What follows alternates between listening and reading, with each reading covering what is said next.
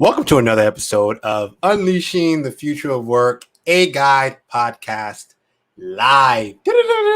And, it is actually a very cool, mellow looking day here in beautiful, sunny California. And I'm specifically in Oakland, back home in Oakland. I recently just spent about 3 months with my family in Houston due to COVID-19, checking in on them and showing them love. So I'm really excited to be back in Oakland, the home of movements and so much greatness. So I want to show love to everyone that's tuning in right now. Please shout us out. Let us know where you're viewing and tuning in from. And today I have a really awesome guest who's going to be on the live podcast episode with me. Harpreet is amazing. I hope I said that last name right, and she'll probably correct me if I didn't. She's an amazing woman in tech leader, mom of two, speaker and coach, an abstract artist. She's incredibly dynamic, and she's one of the leading product leaders at Microsoft as well. But I've had a chance to talk with her and was so inspired by her story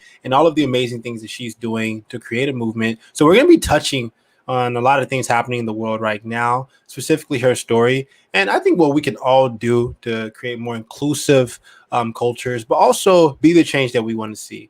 So without further ado, I want to show love and bring on Harpreet to the show. Hey, Harpreet. Hi. It's been a pleasure, man. We've been trying to do this for how long? For a while. It's been a few months now. I remember we scheduled this like 3 months ago. Yeah. And the world has changed a lot since then. Oh my God. Tell me about that, right? Yeah. So tell us, where are you tuning in from? Where are you chiming in from today, Harpreet? I am actually tuning in from a beautiful Pacific Northwest Seattle. It's a little dreary here as well, but it's beautiful. I love it here. So I am actually in Microsoft headquarters, Redmond, and I like it here. Wow. So is Microsoft shifted back to working at home again, or are you still working from home? Oh yeah. We all are working from home. Yes. Yeah. So I want you to share a little bit more about your background, Harpreet. How long have you been doing the work that you do, and what led you to getting into tech? Oh my God. So I've been in the information technology for close to 18 plus years now. Wow.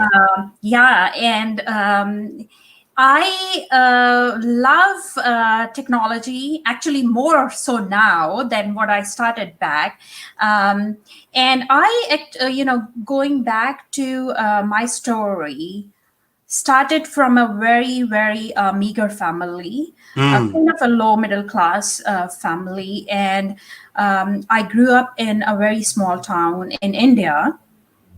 And growing up, I would say the form was generally, as soon as the girls reach puberty age,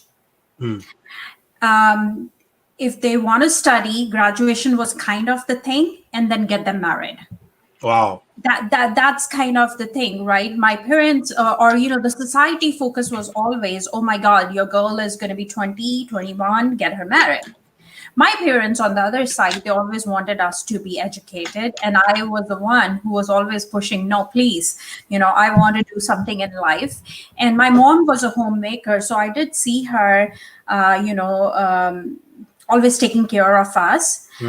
But at the same time, there was something in her which I felt like she was pushing us to be, independent. And even though she didn't say it out loud, she made sure that both of her girls are on their legs, let's call it. Yeah. And, and so I always wanted to be a doctor, but ended up in computers. And that's a very different story. If we want, we can go in there. And I love it. I did my master's in computers, and then I joined a management consulting company in India. Through them, I came to US. And I've been with Microsoft close to 10 years now. Wow. So were you always passionate about technology early on when you were in high school? Was that something that you were introduced to? No, I didn't even touch a computer in high school. What's a computer? Yeah. Right. As I told you, I actually was always looking for becoming a doctor. And the story behind it is that I felt like they could cure what I had got in my body and in my mind early on. Wow. I was living with the anomaly all Mm. my life, that I'm not good enough. Mm. And I felt like, to become good enough to cure what I was feeling, I had to become a doctor to cure Wow. myself. Wow. And that anomaly was, I was always trying to blend in society. I was Wow. always trying to become the best, the Mm. perfectionist. Um, and I always felt that my siblings are better looking than me. Mm.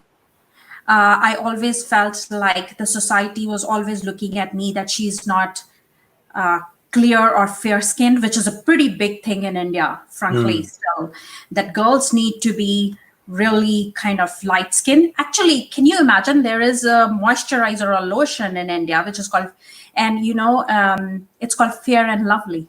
Wow.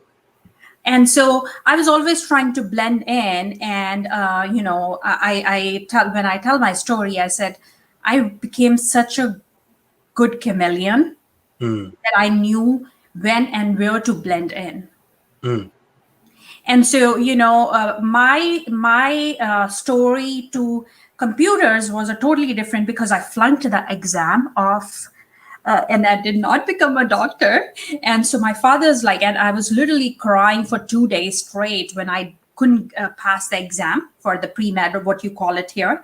I will say I didn't pass it. I didn't get the rank I wanted to get into the college, the college of my dreams, or the university of my dreams. And I'm like, I'm not going to go to any other, like, below 10, the Mm. top 10, or I won't go to the 11. So I kept crying for days and days, and my dad was like, this girl's going to kill herself, so let her do something. So he was the one who, after my high school, um, enrolled me into this computer program. And Mm. I'll probably date myself that I learned Visual Basic 6 and Wow. then Oracle, and I just started loving it.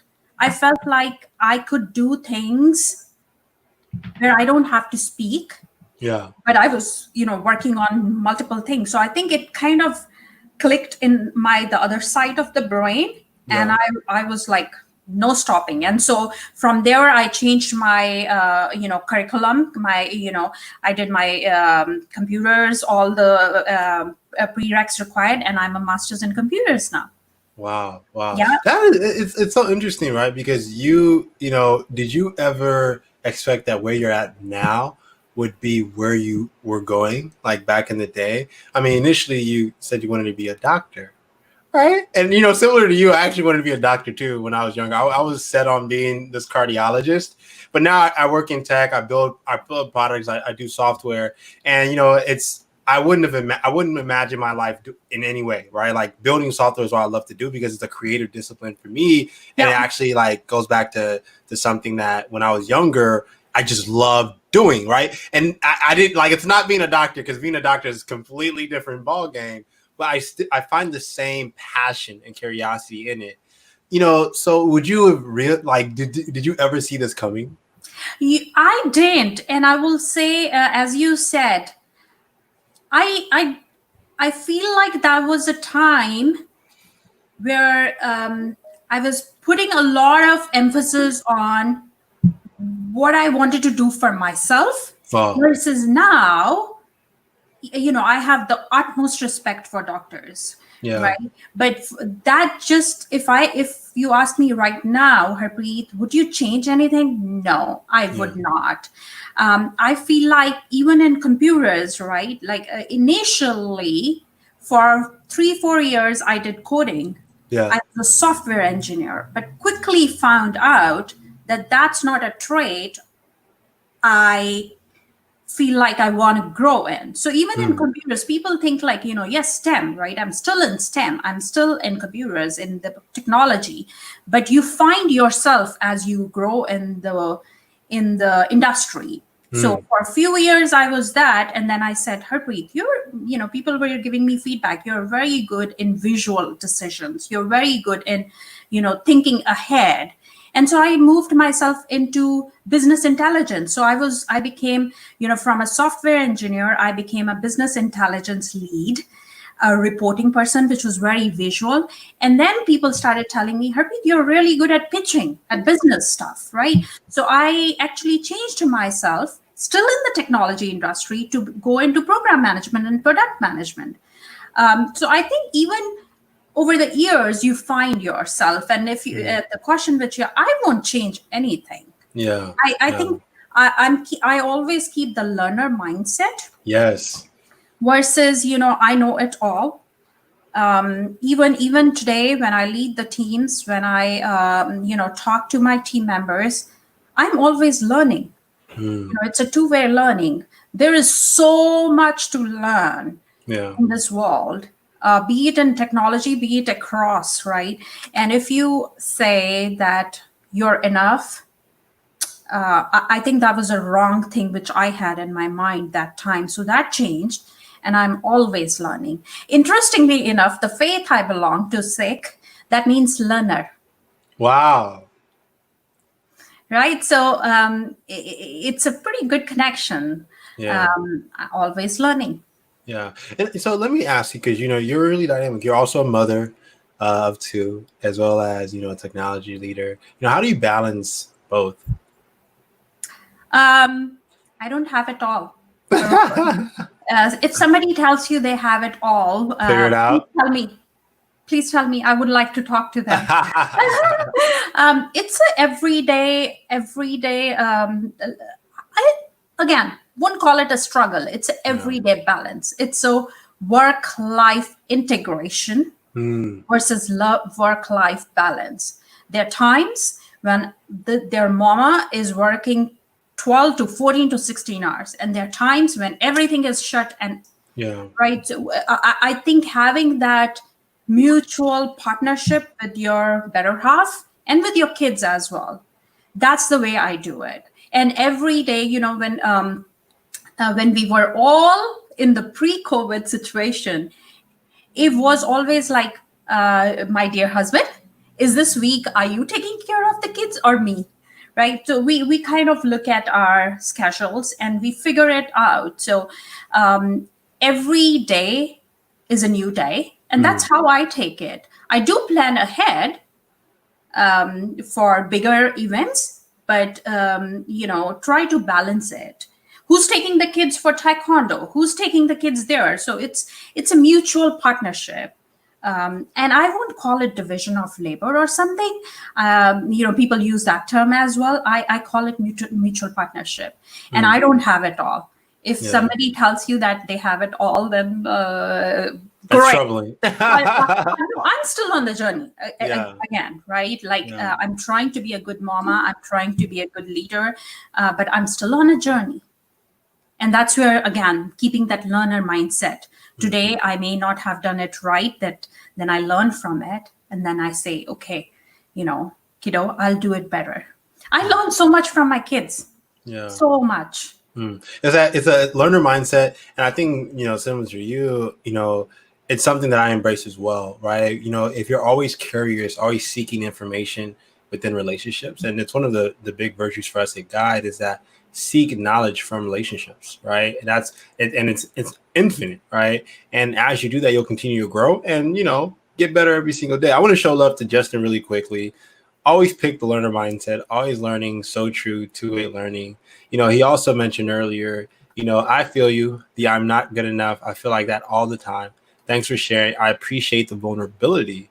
And he kind of really recognized you're saying you became such a good chameleon. And I think we've all been there at some point in our lives too. Yes. And then how do you come out of that blending in, and how do you come back out of that being a good chameleon to standing out?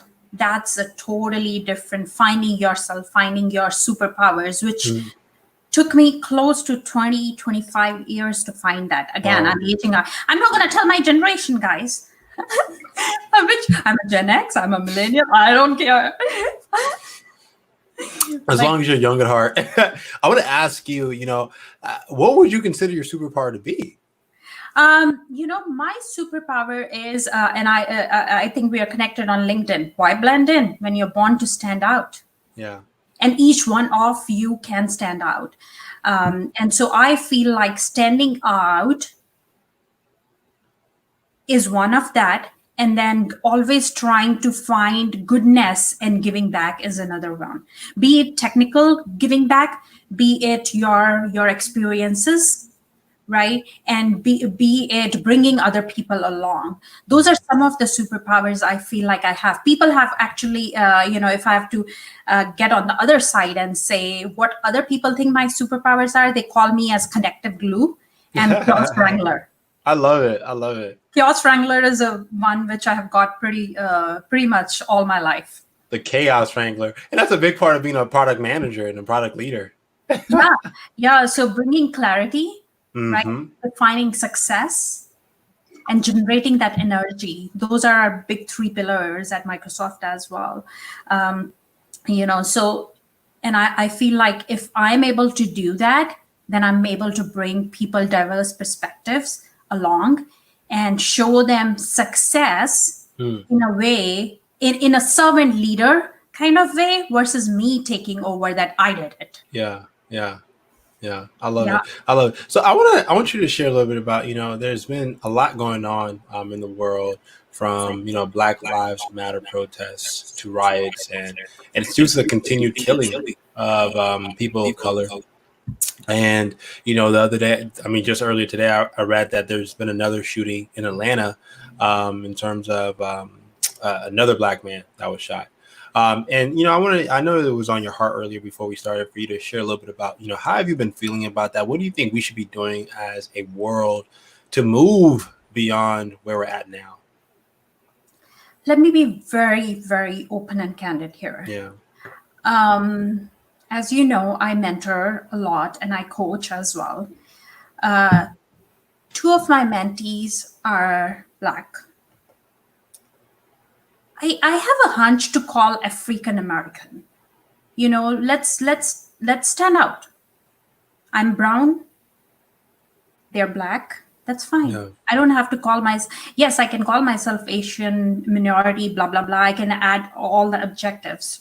They're going through a lot at this point, and the whole community is going through a lot. Yeah. That has, if somebody tells me that they can't do anything, I think that's wrong. Each one of us has the, have a responsibility to stand up with them.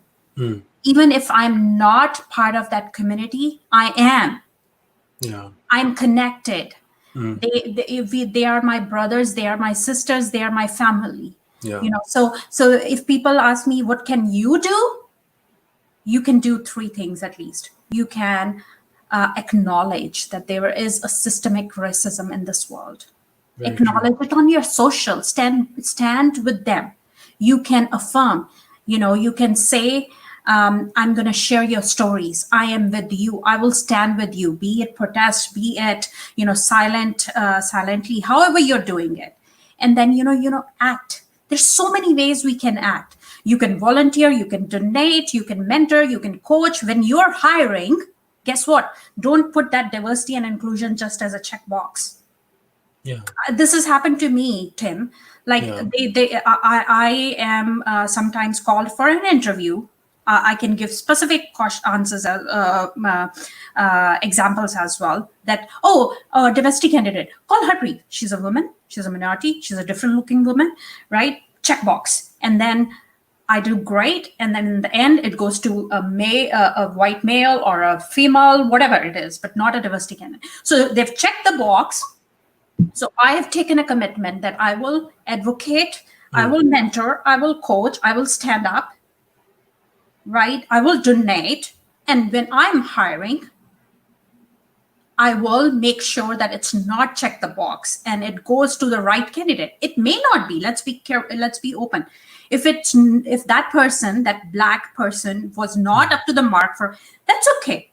but you're not doing it just for the check off the box. Yeah. Let's all make that commitment. So it's been very hard, and I'll tell you, I've been trying to educate myself. And I have a freshman who's going to be a sophomore. Can you imagine? Oh, That's story for amazing. another day. Is it your son or daughter? My son is a sophomore, is going to be a sophomore in high school. And so I took an opportunity. Last week we watched 13th. Wow. And this weekend, just yesterday, we watched Selma. Good. And with my sophomore and with my second grader, there were few things which were really hard for the second grader, and she was like, she was hiding in me, and especially when they were getting on the bridge and they were just open firing, right? So we have gone through all that. Yeah. So what can you do? Educate your new generation, educate yourself, educate your new generation, and stand up with them. I talked actually in my team as well. I said, Rosa Parks, she took so much. Let's be Rosa Parks. Each one of you, we can be Rosa Parks of digital age. Let's stand up for that. And let's not sit in the back. Let's get the seat in the front of the bus. And so, I haven't had a chance to take my kids to the Chaz. I don't know if you've heard that in the news. Yeah, I have. My co-founder, he lives in Seattle. He's told me about it. Yeah. But many people who have gone there, what news are telling is a different story of what's happening out there. So I want to make sure I'm able to see it by myself. It's very peaceful. It's very, eye-opening. There are always two sides to the story. Yeah. I guess we only see the side of the story which gets into the news. Yeah. Right. So that's my take, Tim. I have been voicing my opinions on LinkedIn, on my Instagram. And it's not just that I'm doing it for name and fame. It's not. I myself, as a minority, feel that I get bullied. I have been bullied way too many times. So it hurts, but we have to stand up. So again, why blend in when you're born to stand out? That's so powerful. And, thank you so much for sharing that. And I want to show love to Pravina, who is saying, I will stand with you. She's quoting your words and verbiage. And I think right now one of the things I think is so powerful about the Black Lives Matter movement is it's just a unified movement, right? Yeah. And, fundamentally what we're currently seeing is that we need to fundamentally revisit our human rights, right? There's no reason why police brutality should continue to be an issue in a world where we have the technology, we have the solutions, and we have the mindset to mitigate these types of things and make sure that the lives of anyone that is stopped in traffic, that's ever pulled over, like that their lives matter. Like we shouldn't continue to see Black men and women continue to die for absolutely no reason and just continue to write it off. And I think one of the things that I believe is so powerful about what you're saying is that this is a matter of unification, right? Yes. It's a matter of us standing together as allies and accomplices and really talking about, okay, what is the future that we want to build and see together? And I'm starting to see that there's this huge movement, right? And it's so interesting because COVID-19 came and then, we started experiencing these shootings once again. And I think, what we're observing is that, in a time where we're all supposed to be safe and healthy, why is it that people continue to die? Right. Yeah. Like we're all supposed to be at home. And I'm really thankful for the unification that we're seeing. And I think that, people like you who are a part of the movement and who are a part of nurturing allyship and making sure that they continue to look for ways where they mitigate bias, whether it be in their interviewing process or in the way that they're dealing with people. That's what this movement is about. What can we all do every single day to create a better future? Yes. Yeah. And so, I actually posted something on LinkedIn. Interestingly, the video was all black, but I want to have actionable plan versus just the talk from all the leaders in the industry as well. whichever industry it is. Mm. Have those actionable plans. When you are saying Black Lives Matters, what's your action? I want to see those action. And connected to that, I also want to see, in an year, how many women are in your leadership? Where is Harpreet? Right? Like I'm just, connected. Not that I want to connect that movement, but when you, again, diversity and inclusion, I want to see your actionable plan, leaders, right? Show me how many Black leaders are in your leadership. How many Black women who are trying to even find a job are men, and they are getting paid much less than what the other person is, or getting killed for no reason. No. Interestingly enough, Tim, not taking a segue, it's an issue, man. There is this, again, in my faith, there's always that mistaken identity as well sometimes. Yeah. I think it's a news. I'll probably get the state wrong. Just a couple of days back, actually not a couple of days back, few months back, he was outside his store and he was just, killed. Mistaken identity, told go to your country, go back to your country. And my kids, I have a fear. Like I was on another podcast with Brian Schumann and others, and we were talking on a panel. We were talking how a Black mom has that fear: is my son or my daughter going to come back? That's the same fear as a mom I have. Both my kids, they wear turbans, right, which is a symbol of my faith as well. I have a fear, right? But I am making sure that fear becomes their strength, and they stand out for their values. And then they, even today, if I am out, in the community or in just, outside, people don't know I am a Microsoft leader. People don't know how that I'm, by God's grace, we are well off. We have a good home, we have a roof on our top, we have, good cars, whatever, you want to call that. People don't know. People still look at me like a foreigner. And it's interesting enough, I will tell you that there are times when we match our turbans, and there are times when I'm wearing blue, my son's wearing blue, or black, my husband's wearing some other color, and my daughter will be in pink. And so they're like, oh, that's an family, right? But you know what? If you stand out and if you feel that that's what you are, you don't care about the stairs. Right? And so it's a hard journey. It is. That's so powerful. So, as an artist, who's always finding and looking for inspiration in all sorts of spaces, I would love for you to share a little bit more about, your journey as an artist, and, how did you start with your artwork as an abstract artist, and what has this time been inspiring you to create for yourself or for the people around you? So interestingly enough, my abstract art, HK Abstract Art, that's my Instagram handle. Yes, that's my Instagram handle. The reason is, the journey started with, I've always been a painter. Let's just say it, right? Growing up, my mom said you were always scribbling.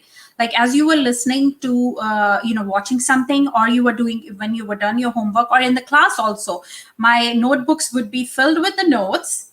There was no computer, so all handwritten notes, right?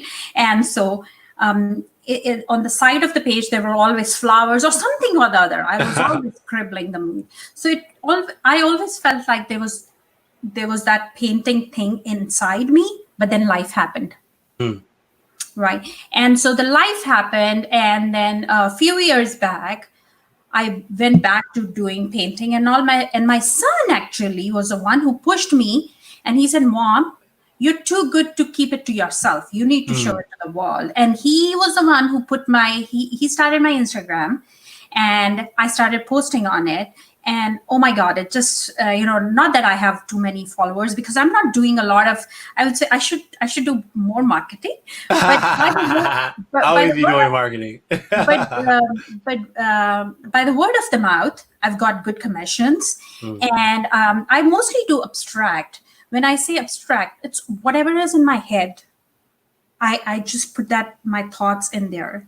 I don't know if you can see behind me are two of my paintings. It's probably black. If you want, I can bring it. That one actually is the one which is called Layers. I will bring it. But most of the time, it's my thoughts. So if you go on my Instagram page, you will see there is one gray and red. That was the day I got a rejection from my exec role. wow. I was told, no, you're not good enough, or I didn't get the role, let's just say it. And I'm like, you know what? My life feels great. But then I put red in it because I'm like, I'm going to overpower this. Mm, And then reminded myself that, Harpreet, with every no, you're getting closer to a better yes. mm. And so my paintings are my moods for the day. Just last week, I actually painted a really colorful, full of reds, full of greens, full of like life. The reason was what's going on in our world. Mm. I said, this is going to get to a brighter future. Let me bring and show you. Oh, please show us. Yay. So, can you see this? Oh, I see it. That's so cool. This is beautiful. okay. So there are multiple layers, and this is called layers. Yeah. This one is called layers. And so the layers is that each one of us has multiple layers within ourselves. Mm. The outer layer is what we're trying to show to the world. And then we peel it if we know what we are. There's an internal colorful layer, right? Then, so I wanted to show that how many layers each one of us has, and it's our own thing which we should be showing to the world versus other person's, thinking of what Harpreet stands for. That blind spots. Let's just say it, blind spots. So I wanted to make sure that I realize my blind spots versus somebody else tells me that you have this blind spot, which we all have. And so that was the thing which went in that one. So all of my paintings are kind of that. There are few commissions which I've done, which are people asking that they really want this. So other than that, it's all, I love it actually. That helps me to be a better, productive tech leader. Yeah. It's your outlet. It's your creative outlet. Your outlet, it's my outlet. And I'll tell you, we don't talk about that enough. It's also my mental health balancer. Wow. I love that. Very similar to you, doing this podcast is like a creative outlet for me. It's a great way for us to promote our, guide our company, but it's more so a great opportunity for us to elevate and be a platform for our amazing creators and just really interesting people. Yeah. And so, as I said, it's also my outlet for becoming a better mom. A better mom in a way, because I also spend time with my little one. She's a really good artist. On that note, she actually was there was a competition in my there was a Sikh coalition competition for the kids, and she got the top position. Wow, that's awesome. I will share her submission with you. And you will be amazed. Like I was amazed. I don't know if you can get to the site, but the first pictures is hers. I just pinged you. I just sent you the link. You can probably see it. That's also her outlet. Wow. You will see that, she made it. We are in this together. That's all her friends. And look at what a kid's mindset goes through. So, I know our viewers can't see, so we'll probably share it. I just shared it with them. You did? Yeah, I did. I did, so they can check it out. And so the first picture is hers. We are in this together. But look at, like, she's 7. Yeah. And she is different. You can tell with her turban. but look at her friends. And interestingly enough, that makes me a better mom. I feel like that's also my time to spend with my daughter. So Wow. I'm painting, she paints. And then also, And she does poetry too. oh, the first one. The second ones are the other poetry ones are from others. But she was in her age group, so 0 to 8, she was the top submitter. So she's Wow. super happy yesterday that she, nationally she won that. So it was a good one. There were 90 submissions. And so coming back to the abstract art, I feel like it's also my outlet for mental health balancing, because we go through so much in a day. We have to find an outlet, and we have to be okay with not being okay. So I guess that's my outlet. I love that. I love that. I love that, Harpreet. Harpreet, thank you so much for being on the show, Unleashing the Future of Work, A Guy podcast, live. Live. Harpreet, where can the people, where can our lovely guy community follow you and learn more about your work and all the awesome things that you're doing? So connect me on LinkedIn. You can always find Harpreet Kaur if you search for it, Harpreet Kaur Microsoft. The one with the crown is me. I love it. I think connecting everywhere. I'm actually building my website, viblendon.com. So all my social handles are out there, my Instagram, my Twitter, my LinkedIn. So please, yes, take a look at that. Send me any feedback you have. And I look forward to working with you, Tim, and all the other viewers. Let's keep giving back. Let's keep giving back. Yeah, let's keep giving back one day at a time. One day at a time. Such a powerful message. Harpreet, I hope you come back on for another episode in the future. Call me. It would be an honor. We have fun. We have fun. Thank you so much. Thank you. And you have a good day, okay? You too, Harpreet. Have a great day. Bye. With that said, thank you all so much for tuning in to another episode of Unleashing the Future of Work, A Guy podcast. P.S. I am back in Oakland for all of our viewers and listeners who are in Oakland or the Bay Area, and you're not afraid to go out, let me know so we can hang. It's really, really beautiful back in Oakland and San Francisco nowadays. The streets are much cleaner. People are, I think, a little bit happier because the streets are much cleaner and they don't have to suffer through traffic. So if you're interested in hanging out, let me know, reach out. And if you're interested in being a part of Guide's early beta program, check us out at guideapp.co. We are going to be launching very, very soon and doing a gradual beta release. And we have some amazing creators who are going to be on the platform early on. We're not going to announce them yet. In fact, once we start launching, I will be announcing our creators week by week by week, so you all get a chance to learn and see who's on the platform. But if you're interested and you're a creator and you want to be on the Guide platform, check us out at guideapp.co. With that said, you all, please have a great day. Have a good morning, afternoon, or evening, depending on where you're tuning in from. And more importantly, peace, love. Talk to you soon.